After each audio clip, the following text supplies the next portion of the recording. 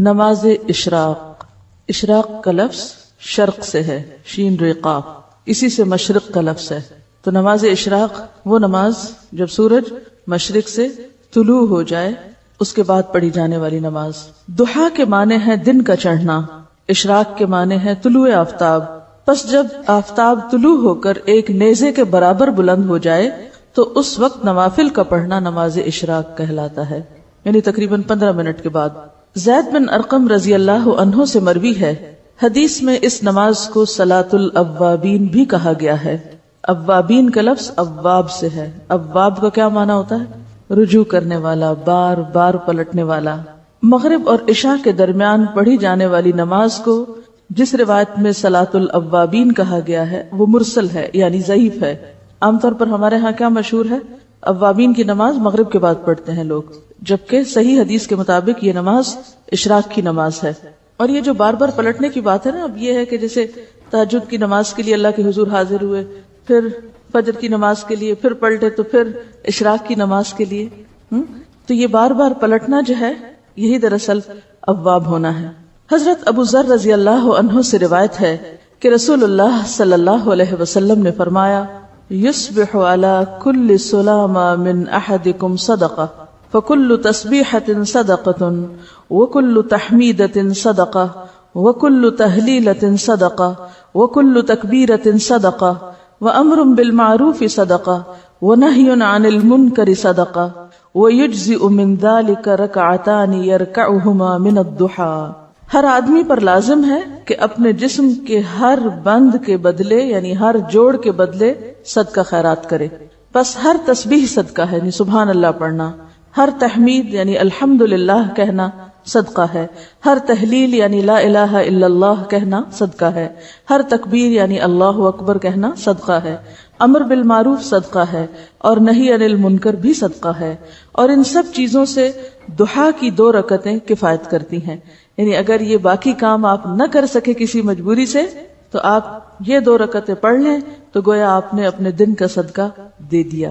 اور اگر کوئی شخص یہ 2 رکعتیں بھی پڑھے اور اس کے ساتھ ساتھ باقی کام بھی کرے تو لازمی طور پر وہ دوسروں سے آگے ہوگا. عام طور پر جب اس طرح کی حدیثیں ہم پڑھتے ہیں تو ہم سوچتے ہیں چلو ٹھیک ہے، باقی تو چھوڑو، چھٹی یہ کر لیتے ہیں، شارٹ کٹ ڈھونڈ کے بس صرف ایک چھوٹا کام کرنے کے لیے تیار ہوتے ہیں. جبکہ صحابہ کرام کی عادت کیا تھی، وہ کیا کیا کرتے تھے؟ اس حدیث کو یاد کریں جس میں آپ صلی اللہ علیہ وسلم کے پاس لوگ آئے اور کہنے لگے، یا رسول اللہ، مالدار لوگ تو آگے نکل گئے. اور پھر انہوں نے کچھ تسبیحات سیکھی اور وہ ادا کرنے لگے.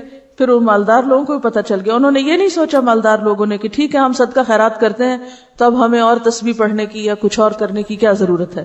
وہ صدقہ خیرات کے ساتھ ساتھ تسبیح بھی کرنے لگ گئے. تو اس حدیث کا مطلب یہ نہیں ہے کہ ہم تسبیح چھوڑ دیں اور امر بالمعروف اور نہی عن المنکر چھوڑ دیں اور صرف یہ 2 رکعتیں پڑھ کے مطمئن ہو جائیں.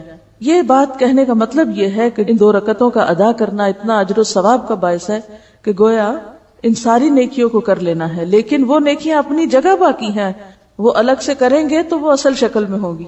جیسے قل هو اللہ پڑھنا 1/3 قرآن کے برابر، اس کو لوگوں نے کیا سمجھا، اور کچھ نہ پڑھو، خالی قل هو اللہ ہی پڑھتے رہو، 3 دفعہ پڑھ لو پورے قرآن کا ثواب ہو جائے گا. اسی طرح حرم میں 1 نماز پڑھ لو، 1,00,000 نمازوں کا ثواب. لیکن وہ 1,00,000 نمازوں کا ثواب یہ تھوڑی ہوتا ہے کہ آپ کی 1,00,000 نمازیں بھی ادا ہو گئی.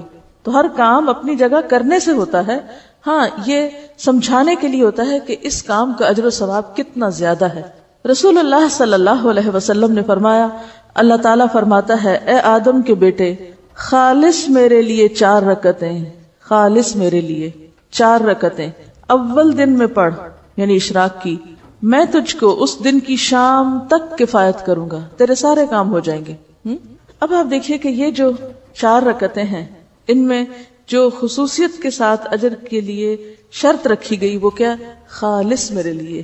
اچھا، عام طور پہ ہم نفل پڑھتے ہیں تو کس طرح پڑھتے ہیں؟ جیسے اس روز مجھ سے کسی نے پوچھا جب میں تہجد کی نماز کے بارے میں بتا رہی تھی کہ کیا خیال ہے اگر اس روز یعنی تہجد کے وقت 2 رکعت تحیۃ الوضو کے پڑھ لیے جائیں، 2 حاجت کے پڑھ لیے جائیں، 2 استخارے کے پڑھ لیے جائیں، 2 فلاں کے پڑھ لیے جائیں.